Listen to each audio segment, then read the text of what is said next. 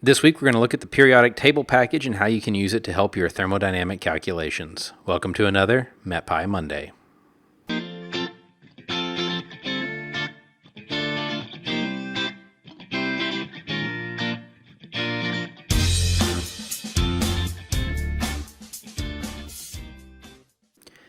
Hello, I'm John Lehman, a software engineer for Unidata. This week, I wanted to start out by saying thank you to all of you that have watched these videos. We're at number 300 now, which is amazing, and it's all because of your support of this series. We encourage you to always leave things in the comments of topics that you'd like to see for future videos, as that helps us determine what we're going to make these videos on, and many of these videos have come from your suggestions. So again, thank you for your support of the series, and please let us know what you would like to see, as well as how you're using MetPy. This week, what I wanted to show you was a package called PeriodicTable that I found while I was doing some calculations dealing with atmospheres slightly different than that of Earth. It's long been a favorite test question in thermodynamics classes of, now that you understand thermodynamics, let's recalculate everything for Mars or for some other planet or a different atmosphere. And MetPy and your textbook have lots of constants that deal with Earth's atmosphere, but maybe you need to tweak those, or maybe you want to play with gases or do some cloud physics. Well, PeriodicTable is another resource for you that has documented sources. That's been something that's been important to MetPy since the beginning, is that we have resources and references for all of the equations and all of the constants in the package. Well, this is another one of those packages that has the same philosophy, and you can go to their documentation and find out where all of these things come from. So I thought, in an effort to not give away too many homework questions for thermodynamics, we would do a simple activity like recalculate the molecular weight of atmosphere here on Earth using the periodic table and compare that to the value that's in MetPy. And we'll look at a few other things along the way. So from PeriodicTable, I'm going to import the main gases that constitute Earth's atmosphere, which are nitrogen, oxygen, and argon. And if you do need to install PeriodicTable, I do have that command up here for you in the first cell, conda install PeriodicTable. So off the top of our head, we probably know that the Earth's atmosphere is something like 78% nitrogen, 21% oxygen, and 1% argon. And there's a little bit of trace gas in there as well. So let's see how close those ballpark numbers can get us here. I've got 0.78 times nitrogen, and we call it mass to get the mass of nitrogen, the molecular weight. And we know that nitrogen is N2 in the atmosphere, so we multiply by 2, plus 21% oxygen, which is O2, plus about 1% of argon, which is just plain argon. So we get a molecular mass for dry air of 28.96 grams per mole. Let's see what MetPy constants have for this value. Import MetPy.constants as mpconst, mpconst.dry air, and then we use tab completion here, molecular weight, 2 grams per mole. Okay, 28.965, we got 28.969, so that's pretty close. If we wanted to tweak these percentages a little bit, we could look it up and find out, well, it's actually 78.08.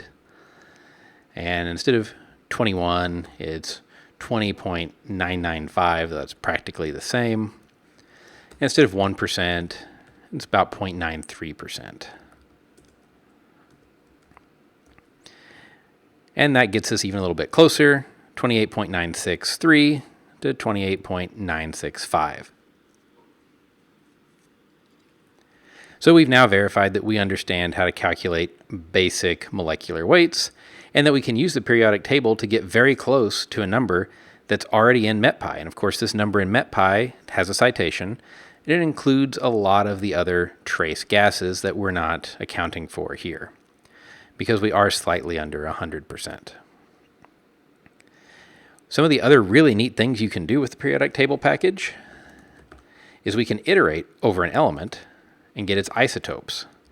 So for an isotope in nitrogen, for example, I can print iso, and these are all of the different nitrogen isotopes. Now, if you remember back to your chemistry, the molecular weight that's on the periodic table is going to be the weighted average of these, generally by their abundance. And some of that information is actually in the periodic table package.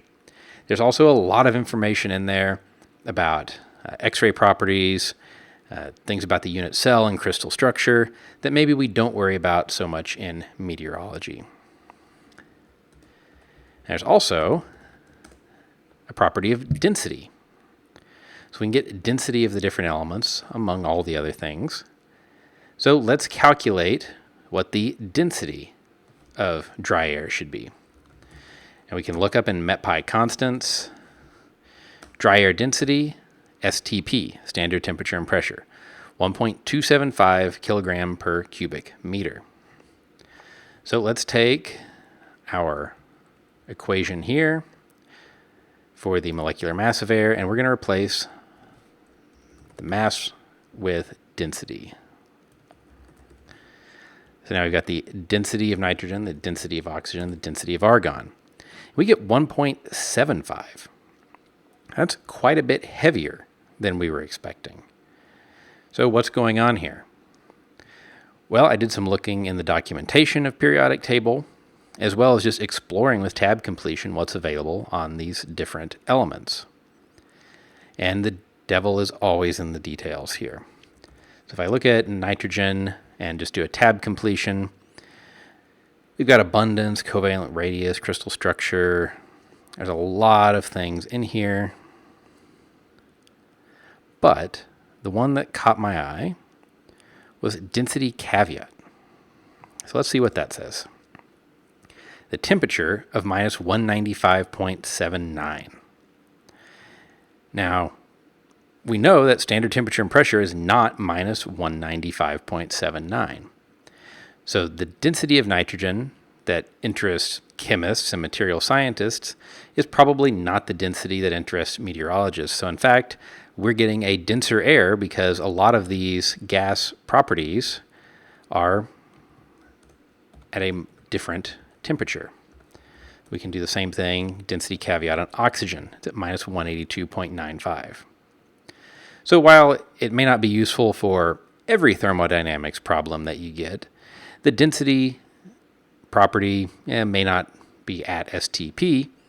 You can get a lot of information from the periodic table without having to go look it up and type in numbers. Somebody else has already done that for you. So this is a great lesson in one of MetPy's strong points as well is don't type constants into your program. There is a package out there for meteorological constants, that's MetPy, that has all of these done for you, and in fact, citations for them, so you don't even have to worry about where they came from or that you've mistyped. I encourage you to do mpconst.tab and just start looking through all of the constants that are in here. There's not only things for thermodynamics, but there's things for doing fluid dynamics problems, like what's the radius of the Earth? What's the mass of the Earth?